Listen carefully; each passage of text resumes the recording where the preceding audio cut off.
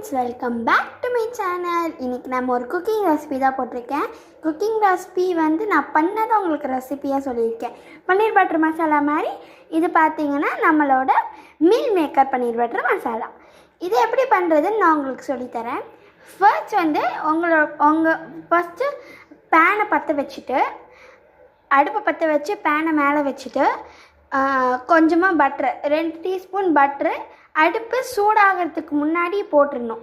அதுக்கப்புறம் அடுப்பை கொஞ்சம் லைட்டாக தூக்கி விட்டுட்டு நீங்கள் கொரியாண்டர் பவுடர் எடுத்துக்கோங்க, சில்லி மசாலா ரெடிமிக்ஸ் இருந்தால் அது எடுத்துக்கோங்க, அப்புறம் சிக்கன் மசாலா, கரம் மசாலா, குழம்பு மசாலா, அதுக்கப்புறம் நார்மல் சில்லி பவுடர் இவங்க எல்லாத்தையும் எடுத்து வச்சுக்கோங்க. அதுக்கப்புறம் பட்டர் நல்லா மெல்ட் ஆகி நல்லா அது ஓரளவுக்கு லைட்டாக கொதித்து வந்ததுக்கப்புறம் கொஞ்சமாக கடுகு, ஜீரகம், வெந்தயம் 4, உளுந்து ஒரு 2 டீஸ்பூன் ஒரு 3 டீஸ்பூன் போட்டு நல்லா அது பொரியணும். நல்லா அது வறுத்ததுக்கப்புறம் நம்ம எடுத்து வச்சுருக்கோம் இல்லையா, அந்த மசாலா எல்லாத்தையும் ஒரு 3 டீஸ்பூன் போட்டு வச்சுக்கோங்க. 3 டீஸ்பூன் போட்டு அந்த பட்டர்லேயே நல்லா அது மிக்ஸ் ஆனதுக்கப்புறம் ஒரு மாவு மாதிரி கன்சிஸ்டன்சி வரும்.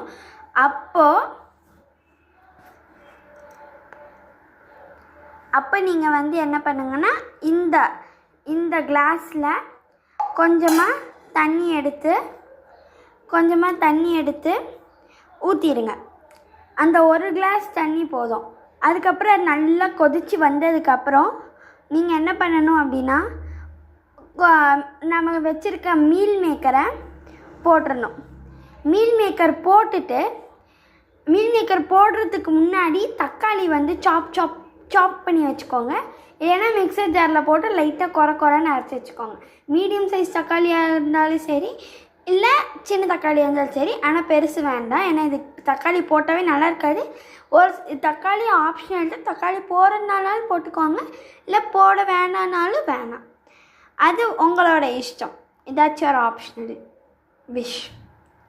அப்புறமேட்டுக்கு நல்லா தண்ணி கொதிச்சதுக்கப்புறம் தக்காளி போட்டுட்டு கொஞ்சமாக உப்பு 1.5 டீஸ்பூன் போட்டு நல்லா மிக்ஸ் பண்ணி வச்சுட்டு மீல் மேக்கர் எடுத்து கொட்டிடுங்க. மீல் மேக்கர் எடுத்து கொட்டினதுக்கு பிறகு நல்லா அதை சாரெல்லாம் மீல் மேக்கருக்குள்ளே, அந்த மசாலா சாரெல்லாம் மீல் மேக்கருக்குள்ளே இறங்கினதுக்கப்புறம் இந்த பட்டரை உருக்கி அது மேலே அப்படியே அழகாக போட்டுட்டு லைட்டாக கொத்தமல்லி போட்டு அடுப்பு ஆஃப் பண்ணிடுங்க. Tata, bye bye.